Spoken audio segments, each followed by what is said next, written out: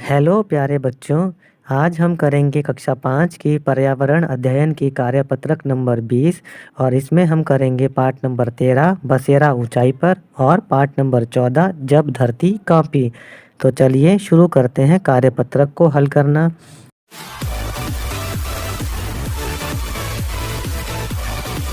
प्रश्न नंबर 1।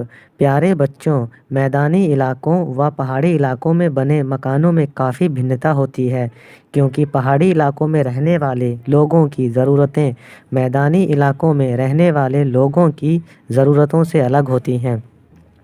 तो इसमें हमें बताया गया है कि मैदानी इलाकों के जो मकान होते हैं वो पहाड़ी इलाकों के मकानों से अलग होते हैं, क्योंकि दोनों ही इलाकों में लोगों की ज़रूरतें अलग-अलग होती हैं और उनकी उन्हीं ज़रूरतों के हिसाब से मकान बनाए जाते हैं।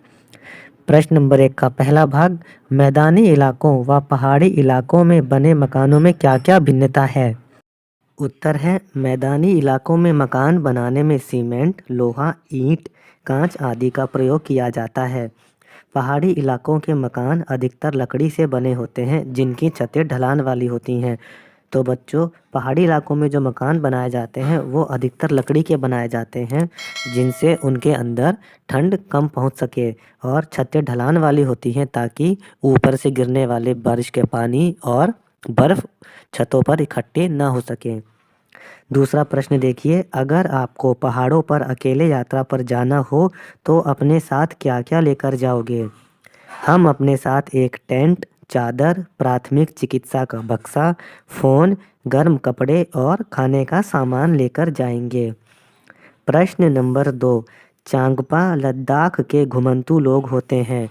घुमंतू लोग वो होते हैं जो एक जगह पर टिककर नहीं रहते, एक स्थान से दूसरे स्थान पर घूमते रहते हैं। बकरी पालन इनका मुख्य पेशा है।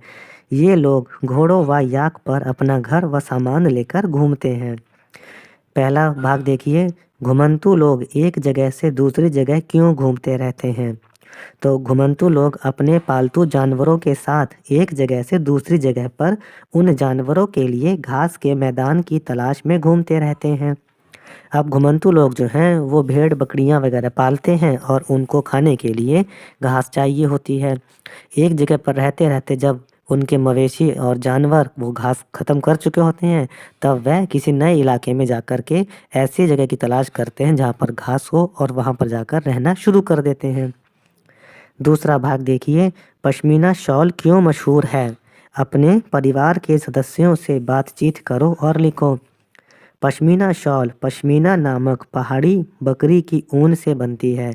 यह शॉल बहुत मुलायम और गर्म होती है। प्रश्न नंबर 3।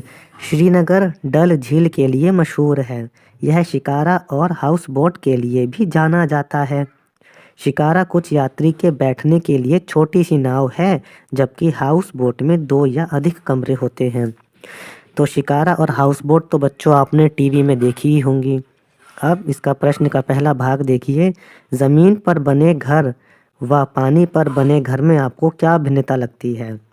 तो जो ज़मीन पर बने घर होते हैं वो ईंट लोहे सीमेंट के बने होते हैं। इनको एक जगह से दूसरी जगह पर नहीं ले जा सकते। लेकिन पानी पर जो बने घर होते हैं जैसे हाउस बोट वगैरह, वह लकड़ी की बनी होती हैं और इन्हें झील में एक जगह से दूसरी जगह पर ले जा सकते हैं। उत्तर हुआ, ज़मीन पर बने घर ईंट लोहे और सीमेंट से बने होते हैं और इन्हें एक जगह से दूसरी जगह पर नहीं ले जाया जा सकता। पानी पर बने घर मुख्यतः लकड़ी के होते हैं और इन्हें झील में एक स्थान से दूसरे स्थान पर ले जाया जा सकता है। प्रश्न का दूसरा भाग, पहाड़ी क्षेत्रों में घर बनाने के लिए पत्थर व लकड़ी का ज़्यादा उपयोग क्यों किया जाता है? पहाड़ी क्षेत्रों में घरों की दीवारों पत्थर से बनाई जाती हैं। घर को ठंड से बचाने के लिए फर्श और छत लकड़ी से बनाए जाते हैं। प्रश्न नंबर 4। हम लोगों ने अभी तक विभिन्न प्रकार के बसेरों की बातें की। अब बातें करते हैं प्राकृतिक आपदा जैसे भूकंप की, जो बड़ी बड़ी इमारतों सहित अन्य बसेरों को भी ध्वस्त कर देता है। 26 जनवरी 2001 के दिन गुजरात के कच्छ में ऐसा ही बड़ा भूकंप आया था। अब प्रश्न में पूछा गया है कि भूकंप क्या है? पृथ्वी की सतह के अचानक हिलने को भूकंप कहते हैं। दूसरा भाग देखिए, भूकंप आने पर क्या क्या नुकसान होता है, अपने परिवार में बातचीत करो और लिखो। बच्चों, भूकंप आने पर जान और माल की हानि हो सकती है। भूकंप इमारतें और पुल गिर सकते हैं और पहाड़ों पर बड़ी चट्टानें खिसक सकती हैं। प्रश्न नंबर 5, भूकंप आने पर कई तरह की सावधानियां बरती जाती हैं। पहला भाग देखिए, भूकंप आने पर कौन कौन सी सावधानियां बरती जाती हैं। उत्तर है, भूकंप आने पर तुरंत बाहर किसी खुले स्थान पर आ जाना चाहिए।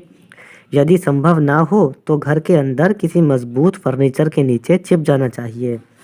उस समय हमें लिफ्ट का प्रयोग नहीं करना चाहिए। दूसरा भाग देखिए, चित्र को देखो और लिखो, यह लड़का क्या कर रहा है। यह लड़का भूकंप से बचने के लिए मजबूत मेज के नीचे बैठा है ताकि छत का कोई हिस्सा टूटकर उसके ऊपर ना गिर जाए।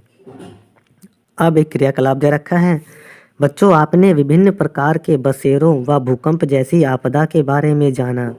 अब आप परिवार में अपने बड़ों से पूछकर यह पता लगाएं कि भूकंप के अलावा और कौन कौन सी आपदाएं होती हैं और नीचे दी हुई सारणी को भरें। तो भूकंप के अलावा जो और आपदाएं हैं वो हैं बाढ़, सूखा, महामारी और जंगल में आग। अब चलिए करते हैं इसको। बाढ़ में कौन कौन प्रभावित होता है? मनुष्य, पशु, पेड़ पौधे। और नुकसान होता है बीमारियां, घरों में पानी भर जाना, फसल का नुकसान।